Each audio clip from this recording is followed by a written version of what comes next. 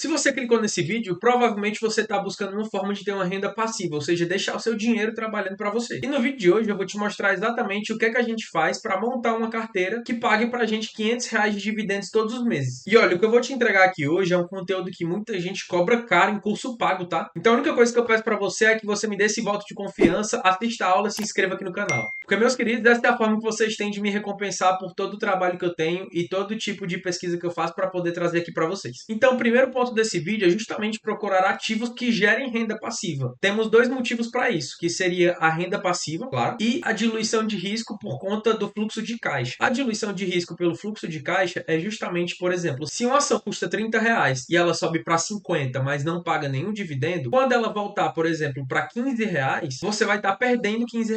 Mas agora imagina se uma ação do mesmo jeito custa R$ 30, mas em vez dela valorizar para 50, ela paga esses R$ 20 em dividendos. Se ela voltar para R$ 15, você na verdade não perdeu, porque você ganhou R$ 20 e botou no bolso. Então, como a gente quer uma renda passiva mensal, qual é o melhor tipo de ativo que a gente pode escolher para poder atingir esse objetivo? São os fundos imobiliários. Então, nesse caso, eu trouxe aqui um material para explicar para vocês o que são os fundos imobiliários, certo? Os fundos imobiliários é como se fosse um tipo de ativo em que várias pessoas pegam seus recursos, entregam na mão de um gestor para que ele invista justamente nesse setor, que seria o setor imobiliário. E dentro desse setor imobiliário, a gente tem os empreendimentos imobiliários, que seriam prédios de diversos setores, né? Então a gente pode ter galpões logísticos, renda urbana, lajes corporativas, entre outros. Ou a gente também pode investir nos títulos de dívida desse setor. E como o nosso foco é justamente renda passiva, tem um grande diferencial nos fundos imobiliários, que seria justamente a isenção de imposto de renda. E aí você deve estar se perguntando, mas como é que eu vou escolher esses ativos em meio a centenas de opções, né? Porque existem inúmeros fundos imobiliários. Então, para esse vídeo, a gente vai adotar majoritariamente dois critérios, que seriam o desconto e ter um fundo de cada setor. Então, para o vídeo de hoje, eu separei 4 setores que, para mim, são os melhores setores que a gente tem hoje. A gente vai escolher aqui os fundos de logística, shopping center, renda urbana e papel. Queria deixar claro para vocês também que também existem outros tipos de fundo, como os fundos de laje corporativa. Só que, sendo bem sério para vocês, eu particularmente não acho esse setor tão interessante hoje, principalmente pelo fato de que houve mudanças estruturais após a pandemia. Então, focando nesses setores aqui que a gente escolheu, a nossa carteira ela não vai ter uma variação tão grande, justamente porque são os tipos de fundo que a gente tem uma estabilidade e uma previsibilidade maior. E eu quero chamar a atenção de vocês para uma coisa, justamente que a gente está vendo aqui, ó, rentabilidade e segurança. Muitos vídeos aqui de alguns canais no YouTube, eles pegam qualquer fundo aí que tem um yield alto, justamente para que você, com o menor valor possível, chegue a esses R$ 500 por mês. Só que não é bem assim que funciona não, tá? O yield seria justamente quanto aquele fundo ele te paga mensalmente. Por exemplo, se um fundo ele está custando R$ 10 e ele te paga 10 centavos por mês, isso significa que ele está te pagando um yield de 1% ao mês. Agora, se esse mesmo fundo custando R$ 10, ele está te pagando 20 centavos por mês, o yield dele é R$ 2. E é aí que a gente tem que ficar atento. O que mais vai fazer você errar nos investimentos é justamente a ganância de querer render mais. Só que fazendo isso, você também corre um risco muito maior, justamente porque a gente tem um triângulo dos investimentos que leva em consideração a liquidez, a rentabilidade e o risco. E nesse caso, o risco e a rentabilidade, eles são diretamente proporcionais. Ou seja, quanto maior for o risco, maior também vai ser a rentabilidade. Sendo que a gente aqui está buscando uma rentabilidade boa com o menor risco possível. Então você tem que ficar muito atento a isso, porque se você acabar escolhendo fundo que tem só um yield alto, você muito possivelmente vai ver o fundo enfrentar problemas operacionais, ou seja, ele vai reduzir ou cancelar o pagamento mensal, como aconteceu com o KCR esses tempos, ou você vai ver o valor da sua cota, que vai ser o seu patrimônio, cair drasticamente. Por quê? Porque se o fundo é ruim, ninguém vai querer comprar. Vai estar todo mundo tentando vender esse fundo e, consequentemente, as cotas vão cair. Então, para esse vídeo de hoje, a gente vai escolher 4 fundos imobiliários estáveis, né, desses setores que eu já falei para vocês e que trazem um retorno muito bom, sem que você corra um risco muito alto. Então, para começar aqui a nossa pesquisa, para a gente montar essa carteira com 4 fundos imobiliários, a primeira coisa que a gente vai fazer é entrar aqui no Google e pesquisar pelo site Fundamentos.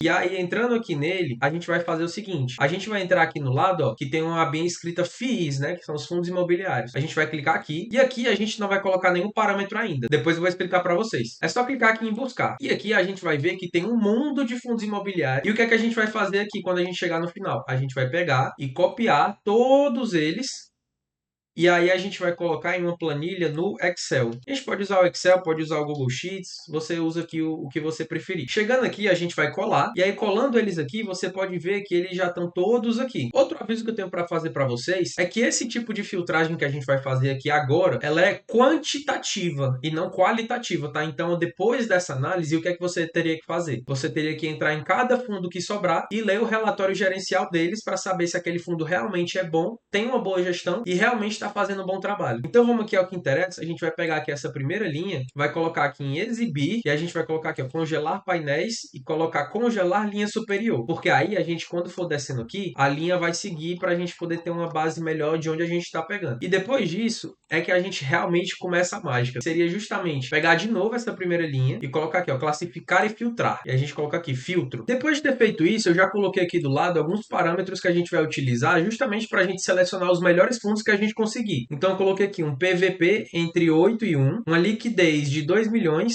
e o valor de mercado de 1 bilhão. Primeiramente, a gente vai olhar aqui para a liquidez. O que seria essa liquidez? A liquidez é a facilidade de transformar o ativo em dinheiro, ou seja, quanto maior for a liquidez, mais rápido eu consigo transformar aquela coisa em dinheiro. Por exemplo, qual é a liquidez de um celular? É alta, porque muita gente compra. Enquanto a liquidez de um imóvel muito possivelmente é baixa, justamente porque demora muito para poder vender. Então aqui a gente já começa a fazer a brincadeira, ó. Aqui a gente classifica do menor para o maior. E como eu falei para vocês, a gente vai exigir uma liquidez de 2 milhões. Então tudo que for abaixo disso, a gente já pode tirar. Então eu vou começar aqui a tirar para a gente poder fazer um filtro de 2 milhões. Peguei aqui. Todo o resto a gente pode excluir, tá? Agora a gente vai excluir aqueles fundos que têm um PVP menor do que 0,8 e maior do que 1. O que seria o PVP? O PVP significa preço sobre valor patrimonial, que seria o termômetro do desconto, por assim dizer. Ou seja, se o PVP ele tá de 0,8, é como se eu estivesse comprando um fundo com 20% de desconto. Agora, se ele tiver com um PVP de 1, é como se ele estivesse no preço justo dele. Então tem uma coisa que eu quero deixar claro para vocês.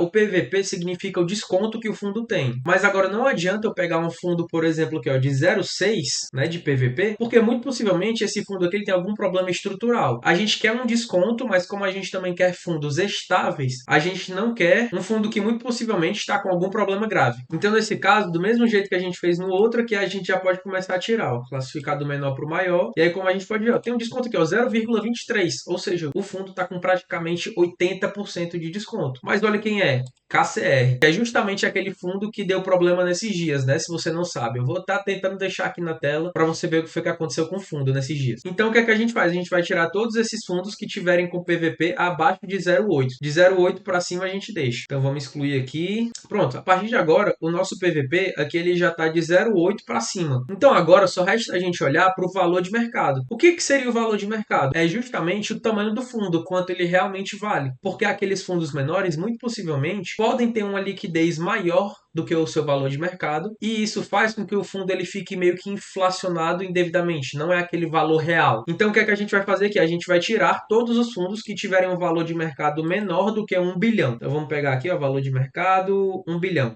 Já cheguei aqui. Então, como vocês podem ver, rapaziada, só sobrou pra gente aqui 43 fundos. Enquanto aqui no Fundamentos, como vocês podem ver, com certeza tem mais do que 44, tá certo? Acho que aqui deve ter uns 300, 400 fundos. Então, voltando aqui, pra gente finalizar a nossa filtragem inicial, a gente vai tirar todos os fundos que tiverem com PVP maior do que 1 também, tá certo? Então, tudo que for maior do que 1, a gente já vai tirar aqui, beleza? Ó, a gente já exclui esses aqui. Então, sobra pra gente, na verdade, 36 fundos. Deixa eu só ampliar aqui pra vocês verem melhor. E agora, rapaziada, eu vou dar um pequeno corte para poder fazer essa reclassificação aqui dos segmentos, porque o site Fundamentos ele não classifica direito os fundos, tá? Então vou só fazer esse pequeno corte e já eu volto com vocês. Então, meus queridos, feita aqui a correção no nome dos segmentos, é hora da gente começar aqui uma conversa de gente grande, tá? Agora que a gente fez a análise quantitativa, a gente parte para a análise qualitativa, que seria o quê? Como eu já falei, ler o relatório gerencial. Eu já fiz a tarefa de casa, conheço todos esses fundos, então agora chegou a hora da gente fazer um filtro melhor para que a gente consiga pegar os 4 fundos que a gente acha mais rentável no momento, sem perder a qualidade da segurança que a gente quer na nossa carteira. Então, para isso, aqui no segmento, eu vou classificar todos de A a Z, para que a gente consiga fazer uma distinção melhor do que cada um é e que a gente vai excluindo logo de cara aqueles que a gente não quer na carteira. Então, para começar, a gente já exclui logo aqueles que a gente não quer na carteira de jeito nenhum. Por exemplo, esse primeiro aqui, Rura 11, ele é um fiagro. Eu, particularmente, não invisto em fiagro justamente porque o risco ele é um pouco maior. Se vocês quiserem, eu trago um vídeo explicando o porquê, tá? E aí, aqui embaixo, a gente já já tem outros que seriam os FOFs, ó. Os FOFs, eles são fundos de fundos. Só que eu acho o seguinte,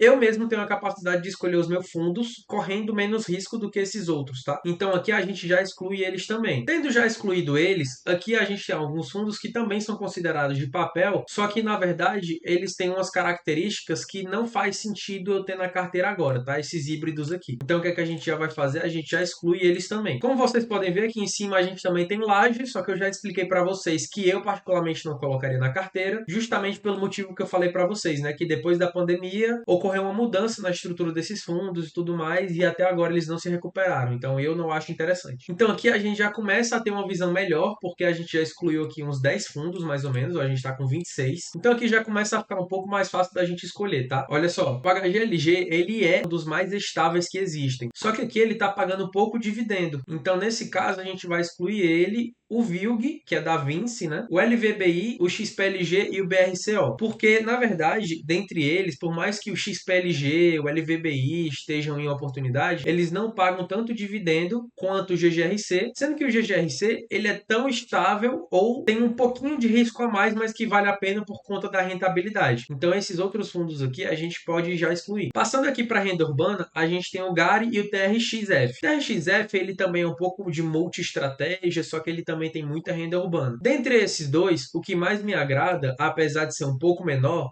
é o GARI. Então a gente já vai excluir aqui o TRXF. Já passando aqui para shopping, eu queria falar para vocês que eu particularmente não gosto dos fundos da Capitânia, tá? Então esse fundo de shopping aqui eu já vou excluir. Esse GSFI também, para mim, não é muito interessante. E aí aqui pra gente ainda sobrou 5 fundos de shopping: HSML, PMLL, VISC, HGBS e XPML. Todos esses fundos aqui de shopping são bons. Só que aí eu vou fazer uma exclusão aqui. Por exemplo, o HSML ele não tem tantos imóveis, porque quanto mais imóveis, na verdade, o risco acaba diminuindo um pouquinho a depender da gestão. Quanto a esses que sobraram, eu vou tirar aqui o HGBS, porque por mais que ele seja um bom fundo, tem outros que estão pagando melhor, por exemplo, o PMLL. Então, na verdade, eu vou tirar logo o VISC e o HGBS. Então, como vocês podem ver, a gente ficou com o XPML e o PML, que são dois ótimos fundos de shopping, tá? Só que quem acompanha os fundos sabe que o XPML hoje é considerado o melhor fundo de shopping que a gente tem aqui no Brasil. Então, dentre esses dois, por a rentabilidade ser parecida, eu vou optar por uma segurança maior, que seria justamente o XPML. Beleza? Então aqui a gente já escolheu o nosso fundo de logística, o fundo de renda urbana e o fundo de shopping. Quanto ao RZTR aqui embaixo, ele sim é um bom fundo, só que na minha visão não faz sentido entrar na carteira, porque na minha visão ele é um pouco mais arriscado do que esses setores que eu tô falando. E agora só sobrou pra gente escolher aqui o nosso fundo de papel para completar a nossa carteira. Então aqui eu tenho que falar uma informação muito importante para vocês, tá? A gente tem fundos de papel que são referentes a CDI e ao IPCA, tá? No momento atual que a gente tá com a previsão de baixa na Selic, é mais interessante a gente escolher fundos de IPCA, porque quando a Selic cai, o IPCA ele tende a subir. Então, os rendimentos dos fundos de IPCA vão tender a subir. Então, nesse caso, dentre todos que a gente tem aqui, a gente poderia ficar entre o RBRR e o RECR, que na minha visão, dentre esses, são os fundos que estão em maior oportunidade. Então, dentre esses fundos que a gente tem aqui, eu excluiria o PCIP, o RBRY, KNCA, HGCR, MCCI, CNIP e o VGIR. O que faria a gente ficar aqui apenas com o RBRR e o RECR. Dentre esses dois, a gente pode ver que existe uma diferença maior de rentabilidade, só que a gente pode ver aqui em comparação com o FFO Yield, que depois eu posso trazer um vídeo para vocês explicando melhor, a gente vê que o RECR ele tem conseguido gerar mais valor. Então, por conta disso, eu vou excluir o RBRR da nossa lista. Vale, rapaz, e esse fundo aqui que ficou aqui à toa? Deixa eu só excluir ele aqui, rapaziada. Pronto, então como vocês podem ver, a gente montou aqui os fundos que a gente vai querer para nossa carteira. Então agora o que é que eu vou fazer? Eu vou pegar os valores que eles pagam por cota, multiplicar e ver quanto a gente precisaria para poder chegar nesses R$ 500 de renda passiva. Feito o cálculo aqui, gente, como vocês podem ver, o rendimento por cota de cada um deles aqui, ó, o GGRC, ele paga 10 centavos por cota, o RECR, ele paga em média 89 centavos por cota. Por que é média? Por conta da política que ele tem, ele faz um pagamento diversificado todo mês. Então, na média dos 12 meses, dá esse valor aqui. O GARI paga 0,083 por cota, né? 8 centavos, mais ou menos. Enquanto o XPML, ele paga 92 centavos por cota. Então, aqui eu botei a quantidade de cotas que vocês vão precisar para poder ter um rendimento mensal de aproximadamente R$ 125 em cada um, né? Para ficar balanceado. E aí, para fazer o cálculo do valor investido, eu olhei a cotação do dia de hoje e multiplicando esse valor do dia de hoje com a quantidade de cotas, você teria que ter investido em cada fundo esses valores aqui, ó, no GGRC esse primeiro valor, no REC-R esse segundo, no GARI esse terceiro e no XPML esse quarto valor aqui, que vai dar um valor total de R$ 50.403,50. Aí você fala, ah, mas esse valor é muito alto.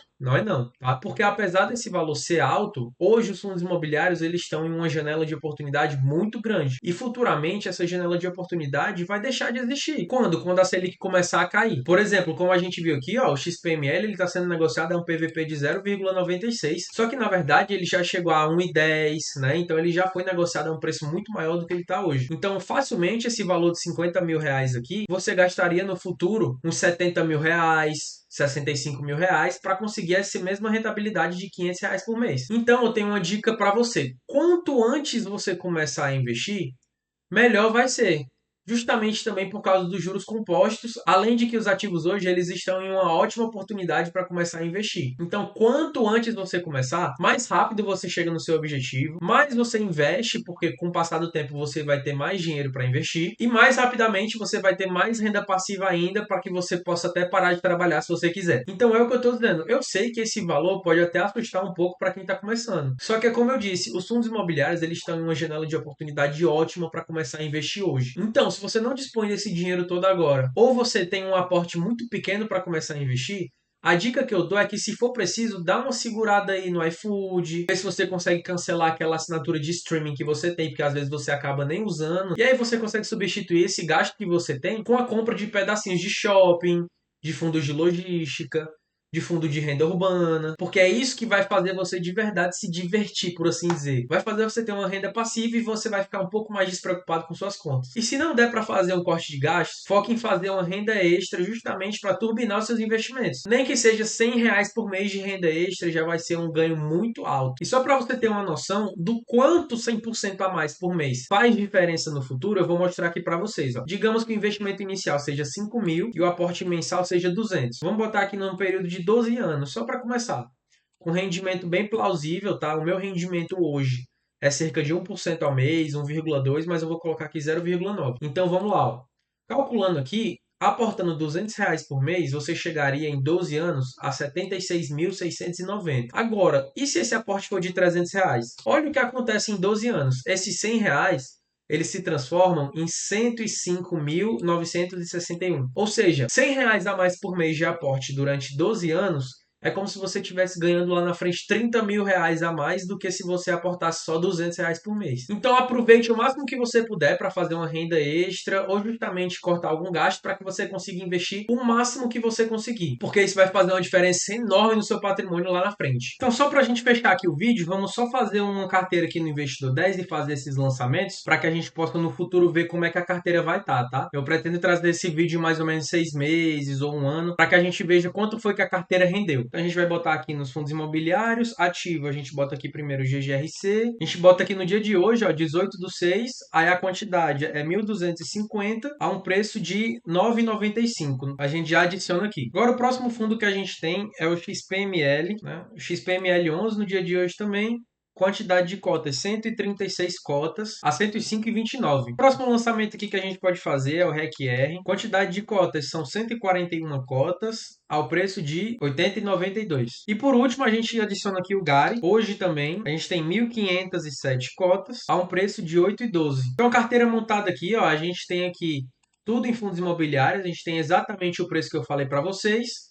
Justamente os ativos também, o XPML, GGRC, GARI, REC-R. E aí futuramente a gente vai ver quanto foi que rendeu aqui a carteira, porque a gente consegue ver os proventos aqui, tá certo? Então a gente vai esperar. Então se você assistiu até aqui, eu sei que foi um vídeo muito longo, mas foi uma aula com certeza muito boa para vocês. Então, meus queridos, eu peço desculpa aí por esse vídeo mais longo, mas se você chegou até aqui, eu acho que você gostou da aula, então eu peço para você comentar aqui embaixo viver de renda, para eu saber justamente que você assistiu até o final e se comprometeu com o próprio futuro que você vai ter. Então eu espero muito que vocês tenham gostado dessa aula prática aqui, que eu mostrei para vocês como é que a gente faz para escolher os fundos imobiliários. Por isso, como eu falei, peço para você comentar, deixar o like e se inscrever, porque isso é muito importante e ajuda demais no canal. Então até o próximo vídeo, que também será excepcional.